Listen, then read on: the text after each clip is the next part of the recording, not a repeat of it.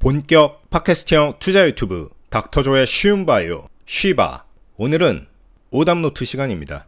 2026년도 거의 반이 지나가고 있는데 바이오 투자자라면 연초에 이런 모습을 기대한 분은 한 분도 없을 것 같습니다. 그래도 바이오가 겨울까지는 좋았죠. 올해 들어서 전자 닉스보다 언더퍼폼하긴 했지만 일부 종목들은 쭉쭉 올라주기도 했고 1쿼터 정도만 해도 바이오 계좌 상태가 그렇게 나쁘진 않았던 것 같습니다. 그런데 지금 계좌는 거의 처참할 정도죠. 20년, 30년 넘게 투자하신 분들도 이 정도로 주도주 쏠림이 심하고 바이오라든가 기타 섹터가 이렇게 눌리는 시장은 거의 처음 본다 하실 정도의 시장이 지금 시장입니다. 그러다 보니 마음도 괴로우실 거고 앞으로 어떻게 투자를 해야 되나 막막하실 텐데 2026년 상반기를 간단하게 돌아보고 하반기에 어떤 식으로 투자를 해 나가야 할지 한번 생각해보는 시간이 됐으면 좋겠습니다. 제가 투자 실패라는 말을 쓸까 말까 잠깐 동안 고민을 했어요. 이유는 투자 성패라는 게 3개월, 6개월 이 정도의 시간을 갖고 판단할 수 있는 부분이 아닐 뿐더러 지금도 여전히 꿋꿋하게 용기를 갖고 바이오 투자에 거의 몰빵 투자를 하고 계신 분들이 많단 말이죠.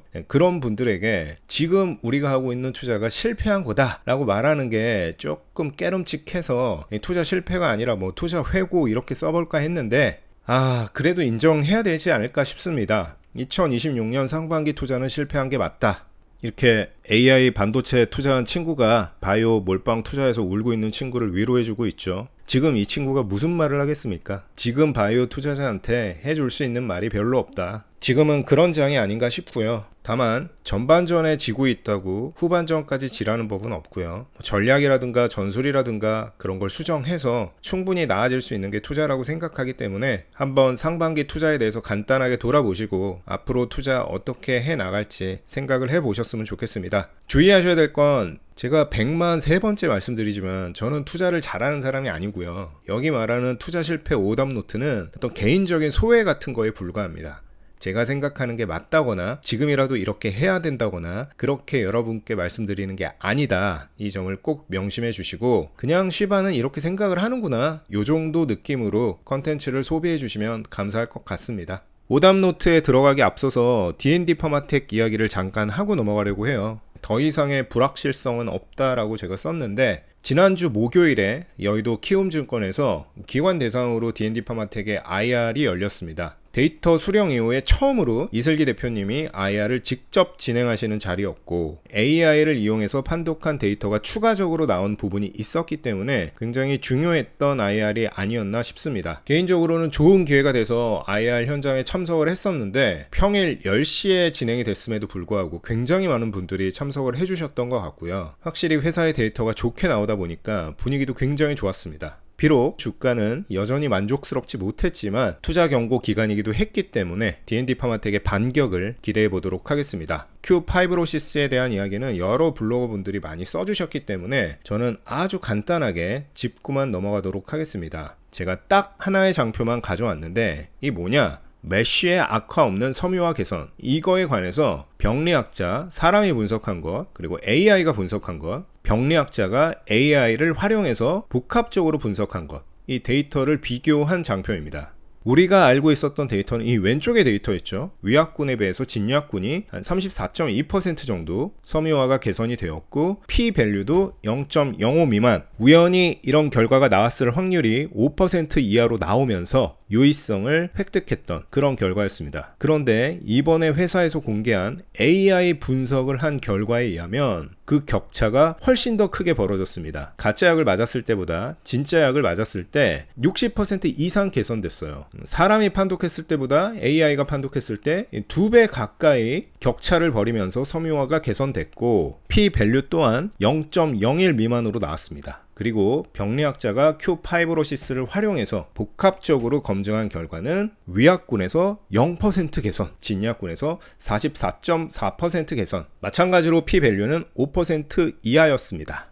저는 이 장표 하나면 설명이 끝난다라고 생각해요. 복잡해 보이지만 아주 심플한 이야기입니다. 이 AI 분석이라는 게 싱가포르에 있는 회사가 만든 Q5로시스라는 툴을 사용하는 건데 기존의 병리학자가 분석했던 건 생검한 간 조직을 염색을 해서 현미경으로 관찰해서 섬유화 정도를 구분해내는 방법이었습니다. 그런데 이 Q5로시스는 뭐냐? 생검한 결과를 염색을 하지 않고 특수한 레이저를 쏴서요, 정확히 콜라겐 조직을 타겟해내서, 이 콜라겐이라는 게 결국 섬유화를 일으키는 주 원인이죠. 콜라겐의 길이라든가 두께라든가 면적이라든가 이런 것들을 AI로 정확하게 분석해내는 그런 방법이 큐파이브로시스 분석 방법입니다. 쉽게 얘기하면 야구에서 ABS 시스템이라고 보시면 돼요. 주심이 볼 스트라이크 여부를 직접 판독했던 걸 이제는 ABS 기계가 판독을 하죠. 처음에 ABS 시스템이 도입된다고 했을 때 일부에서 반대 의견이 있었던 걸로 알아요. 이 기계의 스트라이크 존을 신뢰할 수 없다, 어떤 카메라의 위치라던가 이런 거에 따라서 오히려 인간이 판정하는 것보다 부정확할 수 있다. 하지만 지금 그런 소리를 하는 프로야구 팬이나 선수들이 있나요? 조금 슬픈 말이지만 인간은 기계의 정확성을 따라갈 수가 없습니다. 그래서 기존의 병리학자가 판독했던 것을 과거 프로야구에서 심판의 콜이라고 보시면 될 것 같고요. 큐파이브로시스는 ABS 콜, 병리학자가 큐파이브로시스를 이용해서 판독하는 건 ABS 도움을 받은 심판의 콜, 이렇게 보시면 될 것 같습니다. 이 셋 중에 어떤 콜이 더 정확할 가능성이 높겠습니까? 저는 이거라고 생각합니다. 큐파이브로시스를 이용한 검사 방법이 가장 정확할 가능성이 높다라고 생각을 해요. 그런데 이 방식을 통해 봤을 때 DD01은 대조군과 효능의 격차가 최대로 벌어졌고 P-밸류 또한 최소값을 가졌다라는 겁니다. 인간이 판독할 때보다 기계로 판독을 하니 훨씬 더 약의 효능이 좋게 나왔다. 원래도 좋은 결과였지만 이제는 누구도 반박할 수 없는 압도적인 데이터를 얻었다라고 저는 생각을 하고요. 지난번에 말씀드린 대로 DD01 이 데이터를 가지고 D&D 파마텍이 라이센스 아웃에 실패하거나 추가적인 임상을 들어가는 일은 결코 없을 거다라고 생각을 합니다. 더 이상의 불확실성은 없고 일어날 일은 일어나게 돼 있다. 아주 심플한 이야기입니다. D&D 파마텍의 투자 아이디어를 간단하게 이 시점에서 다시 정리를 해봤습니다. 첫 번째, 신약 바이오텍 투자의 최대 리스크죠. 임상 실패 리스크가 적다. DD01에 한정해서 생각하면 적은 게 아니라 아예 없다라고 생각을 하는데 D&D 파마텍의 다른 파이프라인도 있고 앞으로 추가적으로 해야 하는 임상에서 어쨌거나 신약 바이오텍은 임상 리스크가 있기 때문에 적다라고 표현을 했습니다. 두 번째, DD01 기술 이전은 국내 바이오텍 어프론트 신기록을 세울 가능성이 높다. 이것도 마찬가지로 어프론트 신기록을 세울 거라고 확신합니다만 가능성이 높다 정도로 표현을 했습니다. 세 번째, DD01 신약 승인으로 미래에 로열티를 받는 바이오텍 전환이 유력하다. 이것도 마찬가지입니다. DD01은 빅파마 누군가가 사가서 3상 임상을 할 거고요. 저는 그 임상이 실패할 가능성은 제로에 가깝다라고 생각합니다. D&D 파마텍은 2030년 정도가 되면 국장에 얼마 없는 로열티를 받는 바이오텍으로 전환될 겁니다. 하지만 유력하다 정도로 표현하도록 하겠습니다. 네 번째, DD01 이상 데이터로 펩타이드 설계 능력이 완전히 증명되었다. 저는 이 부분이 굉장히 중요하다고 생각하는데 앞으로 D&D 파마텍은 펩타이드와 관련된 어떤 일들을 계속 벌여나가겠죠. 그런 임상을 수행할 때마다 외부에서 보는 시선이 완전히 달라질 거다라는 얘기죠. D&D 파마텍이 펩타이드로 뭘 하고 있어. 저거는 잘 봐야 돼. 왜냐하면 쟤네는 펩타이드 설계 능력이 정말 뛰어난 회사거든. 이렇게 생각하지 않겠습니까? 앞으로 많은 빅파마들이 D&D 파마텍의 추가 임상을 주목하게 될 거다. 저는 DD01의 이상 데이터 그 자체보다 이게 훨씬 더 크다고 생각합니다. 이게 끝이 아니다. 계속해서 더 나은 물질들을 만들어 나갈 거다라는 기대감이 확 올라가 버렸다. 다섯 번째, DD01 혁신 치료제 지정, DD01 라이센스 아웃, NLI-02 라이센스 아웃 등 연내에 연속된 모멘텀이 존재한다. 지금 바이오텍 투자에 있어서 가장 큰 리스크죠. 세론. 세론을 안 나오게 하는 가장 좋은 방법은 연속된 모멘텀을 갖고 가는 거예요. 모멘텀 공백이 없이 쭉 가야 세론을 때리기가 어려운데 D&D 파마텍은 연내에 연속된 모멘텀이 존재한다. 이게 투자를 하는 데 있어서 큰 강점으로 작용할 것이다 라고 생각합니다. 그럼에도 불구하고 바이오 투심악화, 투자 경고 등에 걸리면서 최고점 대비 한 30% 정도 주가가 하락한 상태입니다. 이걸 나쁘게 해석하면 이 정도 데이터에도 30%가 흘러내렸으니까 바이오 섹터는 맛이 갔다. 여긴 투자하면 안 된다라고 생각할 수도 있지만 긍정적으로 생각하면 여전히 주가의 상방이 열려있는 상태다라고 볼 수도 있을 것 같습니다. 저는 바이오 투심이 개선될 날이 언젠간 올 거라고 생각을 해요. 그때가 됐을 때 사람들이 어떤 바이오 주식에 투자할까라고 생각을 해보면 가격이 많이 내려서 싼 것보다 좋은 것부터 담으려고 할 거라고 생각합니다. 그렇기 때문에 D&D 파마텍 투자 아이디어는 굉장히 단순합니다. D&D 파마텍에 투자하거나 바이오는 아예 투자하지 않거나 D&D 파마텍이 오르지 못하면 다른 바이오텍도 오르기 어렵다라고 생각합니다. 이 정도 임상 데이터, 이 정도의 모멘텀을 가지고 이 주식이 오르지 못하는 장이라면 그때는 바이오 투자를 잠시 쉬는 게 맞다. 그래서 바이오 투자를 할 거라면 D&D 파마텍을 포트에 담아야 된다. 결국 이 주식이 못 가면 다른 주식도 못 간다. 다시 말씀드리지만 제 의견은 참고만 하세요. 저는 이렇게 생각한다. 그럼 지금부터 오답노트 작성을 시작해 보도록 하겠습니다. 오답노트를 쓰기에 앞서서 바이오의 가치 투자란 존재하는가 라는 질문부터 한번 해보고 싶어요. 이 짤방 아시죠? 대한민국 예능의 한 획을 그은 장면이라고 저는 생각하는데 무한도전의 한 장면입니다. 정영돈 님이 GD에게 동묘에 같이 가자고 해요. 그러면서 이 동묘 옷에 대한 티키타카를 하는 장면인데 저는 웃을 일이 없거나 삶이 너무 힘들 때 이 영상을 항상 돌려보는 편이에요. 요거를 제가 약간 변형을 해본 겁니다. G드래곤을 전설적인 가치 투자자라고 비유를 했고요. 정영돈님을 바이오 1년차 투자자, 그리고 데프콘님을 바이오 고인물, 이렇게 비유를 해봤습니다. 그래서 정영돈님이 데프콘님한테 이야기를 하는 거예요. 내일 GD랑 같이 바이오 사기로 했어요. 데프콘님이 이렇게 얘기하는 거예요. 아, 나는 그건 좀 반대인데. 왜냐면 이 친구 거기 맞들려서 바이오 싹쓸이 할까봐. 이 말을 듣고 가치 투자자가 살짝 웃으니까 야, 전자닉스 상승률 같은 건 바이오 가면 널렸지. 근데 너 바이오 투자할 때 너무 가치 투자자 티내면 안 된다. 너무 가치 투자 티내면 세력이 물량을 잠궈버려요. 그런데 이 가치 투자자는 어떻게 행동을 할까? 가치 투자자 없이 가치 투자하기. 저는 이게 바이오텍 투자의 현실이자 본질이라고 생각합니다. 많이 돌아다니는 짤방이죠. 주가가 오를 땐 비싸 버블이야 하던 사람이 주가가 확 떨어지니까 못 사는 거예요. 언제까지 떨어질지 모르기 때문에. 이렇게 저점을 찍고 반등을 하면 또다시 이 사람은 비싸를 외치다가 거의 최고점에 이르렀을 때 이렇게 얘기를 합니다. 지금 사도 되나요? 투자가 왜 어려운가에 대해서 가장 잘 설명한 짤방 중에 하나가 아닐까라고 생각을 합니다. 결국 주가, 가격은 감정의 노예에 불과하다. 가치 투자라는 게 뭘까 생각을 해보면 쌀 때 사서 비쌀 때 파는 게 가치 투자죠. 이 의사결정을 하기 위해선 지금 가격이 싼지 비싼지를 알아야 됩니다. 그렇지 못하면 감정에 지배당할 수밖에 없기 때문에. 그래서 가치 투자자들은 회사의 가치를 숫자로 증명해내는데 굉장히 많은 공을 들입니다. 그런데 바이오텍의 기업 가치를 증명하는 방법이 녹록지가 않다. RMPV 말씀드렸죠. 이 RMPV를 구하기 위해서는 신약이 승인될 확률, 그리고 TAM, 전체 시장, 그리고 이 약물이 승인됐을 때 얼마의 마켓 쉐어를 가져올 거냐, 그리고 로열티, 이런 변수들을 알아야 구할 수 있습니다. 근데 문제는 뭐냐? 이 네 가지 중에 TAM 정도를 제외하면 세 가지는 사람마다 생각이 다 다릅니다. 이 약물이 최종 승인될 확률, 어떤 사람은 80%라고 하고 어떤 사람은 30%라고 합니다. 이 약물이 얼마의 마켓을 가져올까? 어떤 사람은 10%라고 하고 어떤 사람은 90%라고 합니다. 이 약물의 로열티는 얼마인가? 회사에서 자료를 공개하지 않는 한 알 길이 없습니다. 당연히 RMPV를 정확히 구해낼 방법이 없다. 그 말은 뭡니까? 이 회사의 주가가 지금 싼지 비싼지 알 수가 없다라는 겁니다. 그리고 기준금리라든가 대외 환경의 바이오텍 투자는 영향을 많이 받죠. 지금 바이오 투자가 좀 약세인 이유도 앞으로는 금리를 인상할 일밖에 남지 않았다. 그렇기 때문에 외익이 점점 높아질 거고 투자 메리트가 사라지고 있다라는 건데, 이런 내용은 개인이 통제할 수가 없는 부분이죠.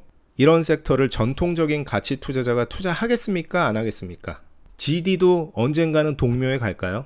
저도 주변에 몇몇 가치 투자자분들이 계셔서 그분들이랑 이야기할 기회가 생기면 소위 말하는 바이오 세일즈를 몇 번 해봤어요. GD야, 너도 동묘로 좀 와라. 지금 바이오 좀 사야 돼. 웬만한 회사들이 고점 대비 50% 이상 하락했어. 피어그룹 대비해서 현저한 저평가 구간에 있는 것 같아.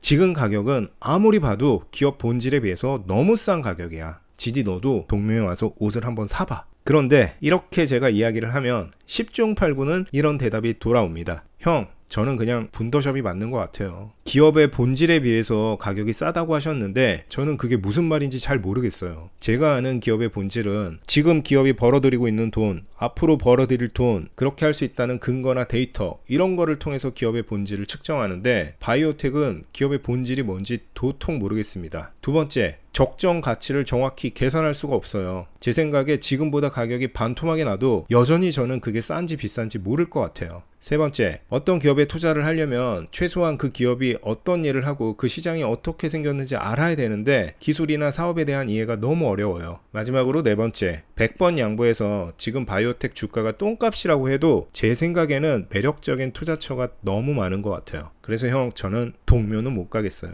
여기까지 내용을 듣고 어떤 생각이 드시나요? GD가 동묘에 올까요? 당분간 GD는 동묘에 오지 않을 거라고 생각합니다. 바이오 섹터는 전통적인 정의의 가치 투자자 없이 기업의 꿈과 미래를 믿고 가치 투자를 하는 그런 사람들의 투자로 굴러가는 판이다. 이거를 인정을 해야 될 것 같습니다. 상황이 이렇기 때문에 바이오 투자가 늘 힘든 것 같아요. 오를 때는 한도 끝도 없이 오르지만 떨어질 때는 또 한도 끝도 없이 떨어질 수밖에 없다. 그래서 우리가 지금 이렇게 종이컵을 물어뜯고 있는 중이다. 본격적으로 제가 쓴 오답 노트를 공유 드리도록 하겠습니다. 오답 1. 수익은 시장이 준 것이었다.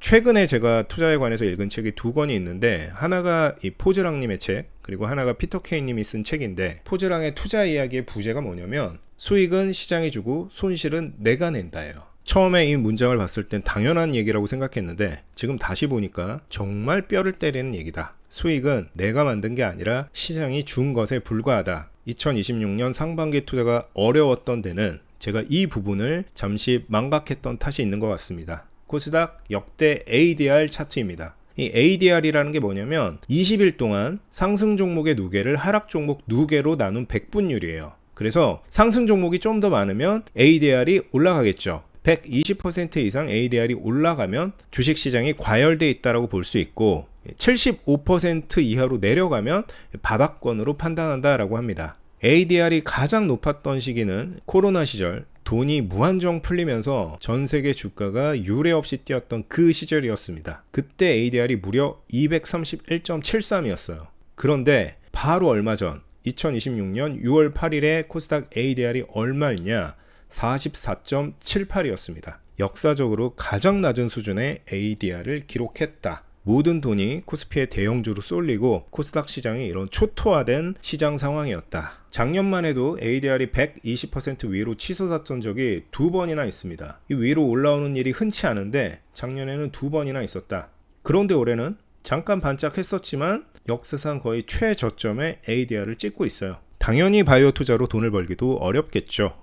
저는 올해 바이오 투자를 시작할 때 이런 생각이었습니다. 바이오 투자로 높은 수익을 올릴 자신이 있다고 생각을 했어요. 어느 정도 감을 잡았다. 그런데 이건 완전히 잘못된 생각이었다. 바이오 투자로 높은 수익을 올릴 자신이 있다고 말하는 거는 자만이었다. 수익은 내가 내는 게 아니라 시장이 주는 것인데 이렇게 ADR이 나와버리고 모든 돈이 대형주로 흘러가면 높은 수익을 올릴 수는 없는 거다. 다만 나는 주가 변동성을 잘 견디는 편이고 어느 정도 종목을 볼 수 있는 눈이 있을 뿐이다. 두 번째 오답입니다. 생각이 다른 사람들과 어울려야 했다. 많은 바이오 투자자분들이 그렇겠지만 들어가 계시는 오카방이나 텔레그램이나 다 바이오 투자에 관련된 것들일 거예요. 그렇다 보면 어떤 일이 발생하냐, 자기도 모르게 섹터에 대한 바이어스, 편향이 생겨요. 인간이 그렇습니다. 자기가 투자하고 있는 섹터가 나쁘다고 하고 여긴 가망이 없다라고 하고 이 데이터가 별로라는 말을 듣고 싶어 하는 사람은 아무도 없어요. 괜히 불안하기만 하고 기분만 나쁜데 왜 그런 내용을 굳이 듣고 있겠습니까? 그런 사람들은 거기에 오지도 않고 있다 하더라도 강퇴를 당하기 일수다.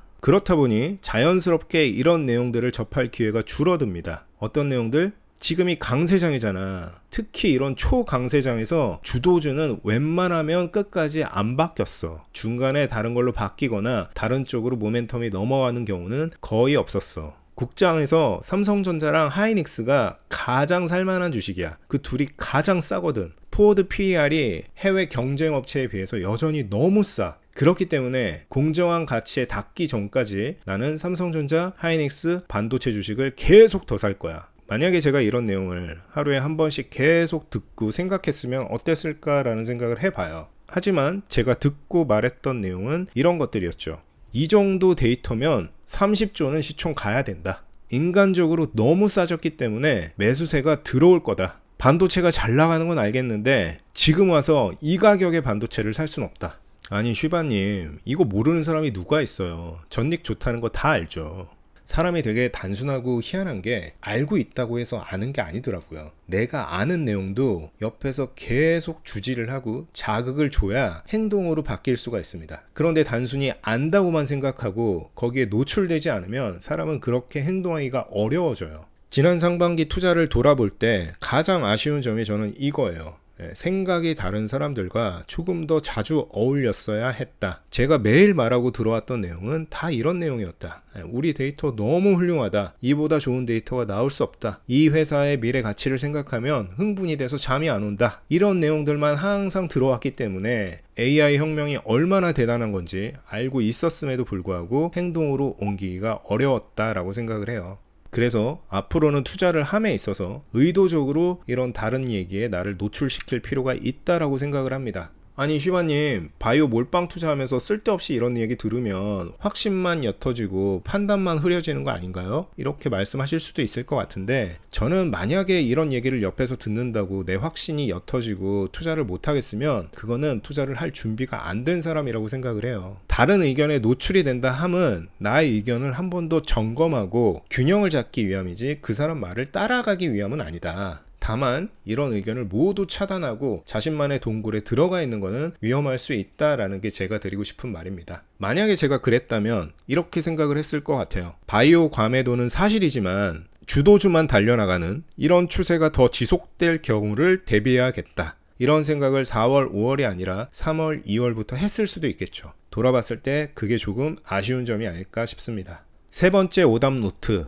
완빵 농구는 하지 말았어야 했다. 지난번 영상에 이어서 또 강을준 감독님이 등장을 했습니다. 제가 굉장히 좋아하는 작전 타임 중에 하나인데, 감독님의 팀은 창원 LG였어요. 그러니까 이기곤 있었는데 점수가 조금 따라잡혔습니다. 이유가 뭐냐? 선수들이 패턴 플레이, 약속된 조직적인 플레이를 하는 게 아니라 바깥에서 3점 쏘고 그냥 1대1 하고 이런 농구를 했던 거예요. 강을준 감독님은 그거를 완빵 농구라고 표현을 했다. 한 방에 끝내려고 하는 농구. 저는 이 작전 타임 영상을 보고 나서 정말 크게 반성을 했습니다. 바이오 투자에 있어서 완빵 농구라는 게 뭘까? 일종의 정보 매매 같은 거라고 생각을 합니다. 바이오 투자를 하다 보면, 그리고 여러 사람을 알게 되다 보면 여러 가지 여의도 썰들이 들려와요. 어느 회사가 계약이 임박했다더라. 어느 회사에 투자자가 누가 들어간다더라. 어느 회사의 데이터가 좋다더라. 들어보면 다 나름의 근거는 있어요. 정말 얼토당토하는 말이면 사람들이 다 무시하기 때문에 사람들에게 영향을 주는 어떤 정보 매매의 정보는 저마다의 어떤 근거를 갖고 있습니다.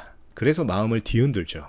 특히 지금처럼 전자닉스를 제때 못 타서 포모에 휩싸이는 순간이 오면 10중 8구 이런 생각이 듭니다. 와, 전닉 못한 거 이 정보로 이 회사에 투자해서 만회해야겠다. 한 방에 만회해보자.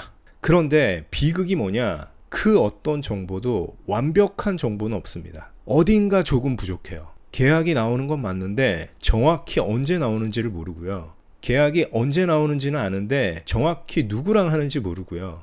계약이 누구랑 하는지까지 아는데 그 계약이 주가에 어떻게 반영될지를 모릅니다. 그렇게 되면 어떤 문제가 생기냐? 투자를 하고 나서도 굉장히 불안하죠. 99%는 내가 생각했던 시나리오대로 정보 매매가 흘러가지 않기 때문에 이 회사 주식을 계속 들고 있는 게 맞는지 틀린지 판단이 안 서요. 정보 매매는 홀딩력이 약할 수밖에 없습니다. 그래서 대부분의 정보 매매가 성공하지 못하고 손실만 보고 기존에 갖고 있던 주식의 개수만 까이고 끝맺음을 맺게 되는 겁니다.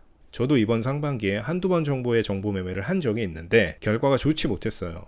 이런 상황을 누굴 탓하겠습니까? 정보를 준 사람을 탓하겠습니까? 아니죠. 하프코트 부분에서 3점슛 막 갈긴 나를 탓해야 되는 거다. 왜 자꾸 완빵을 노리냐고. 완빵 노리다가 에러가 많이 나오잖아. 그러지 말고 패턴 물으라고. 패턴. 네가 잘하는 투자 하라고. 이 회사의 기술, 데이터 그런 거 보고 투자를 하라고. 왜 정보 보고 완빵을 노리냐고. 이제 정신이 좀 들었어? 주식 그만할래? 계좌 없애줘? 냉정하게 해야 돼. 10,000원 한 장 소중하게 여기고. 이 밑에 있는 내용이 강을준 감독이 선수들에게 했던 말을 제가 각색한 겁니다. 뼈 때리지 않습니까? 주도 섹터를 못하고 소외되어 있는 섹터에 투자를 하면서 돈이 자꾸 까이다 보면 사람이 어떤 생각이 드냐면 손실에 굉장히 익숙해집니다. 연이어 하락을 맞다 보면 그냥 수천만 원 손실은 아무렇지 않게 느껴져요.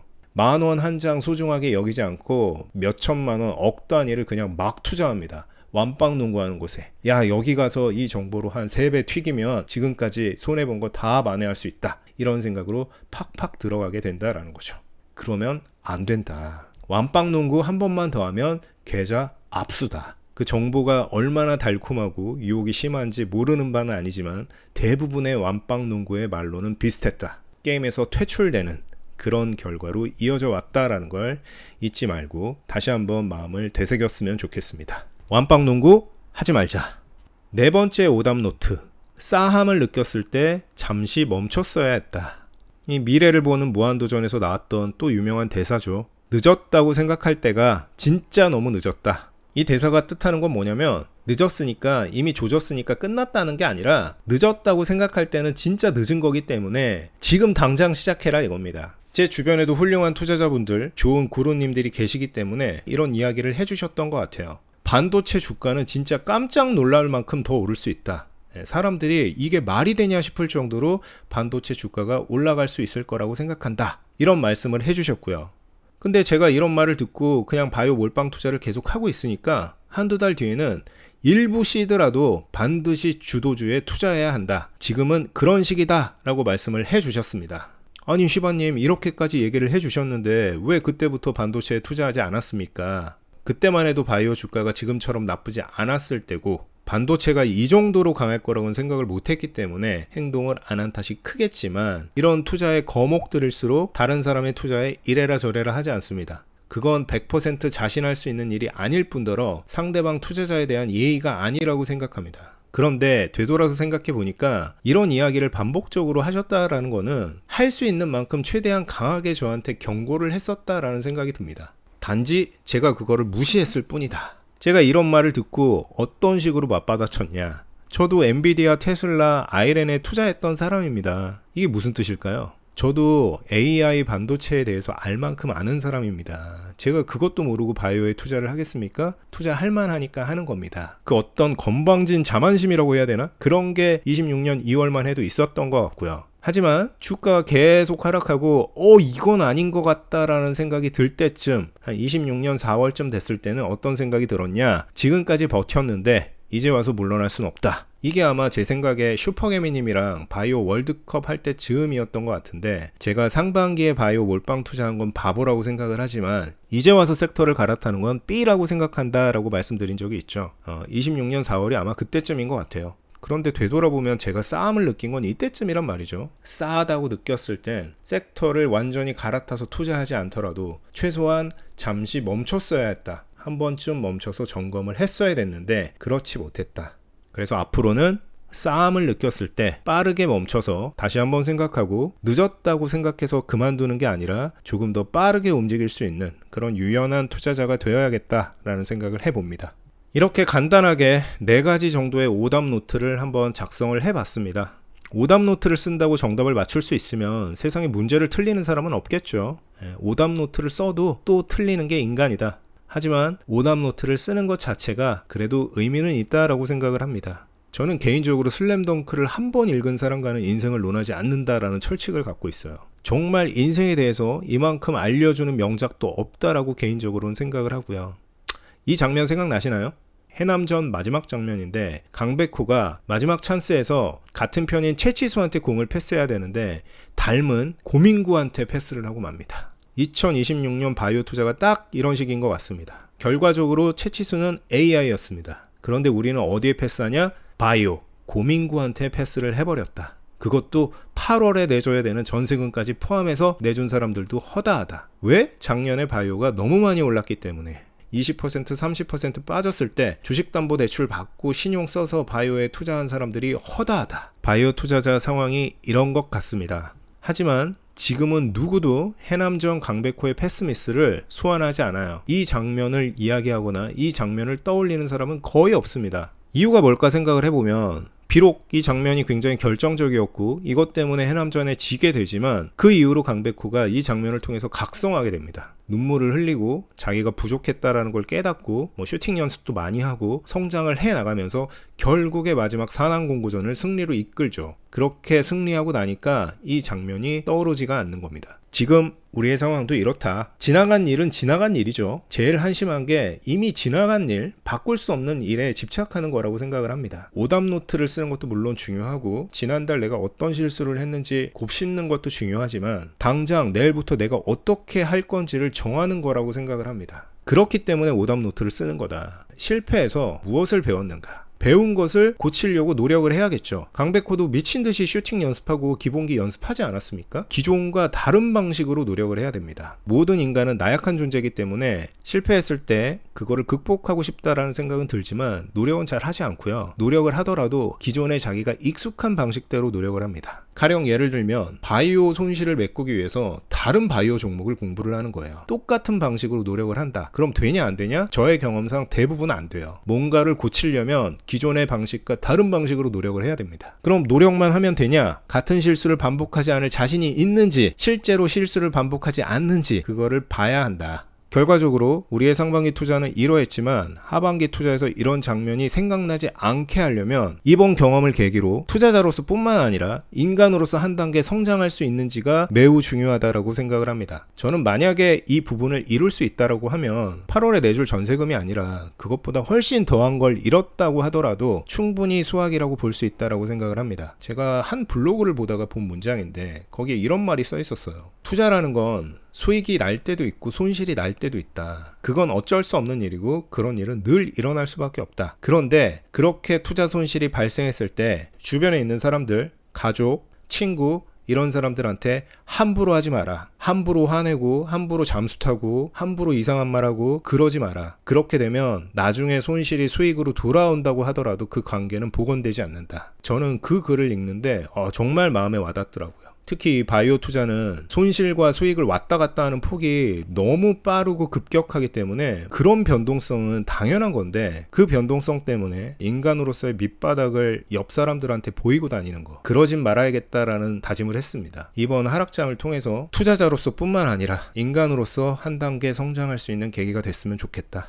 마지막 장표입니다. 어떻게든 살아남읍시다. 제가 이렇게 오답노트 쓰고 주저리 했다고 해서 이미 조진 것 같습니다. 끝난 것 같습니다. 그런 얘기가 아닙니다. 각자의 방법으로 반격을 해야죠. 계좌도 언젠가는 만회를 해야 될 거고요. 그러기 위해서는 어떻게든 지금 죽지 않고 살아남아야 한다.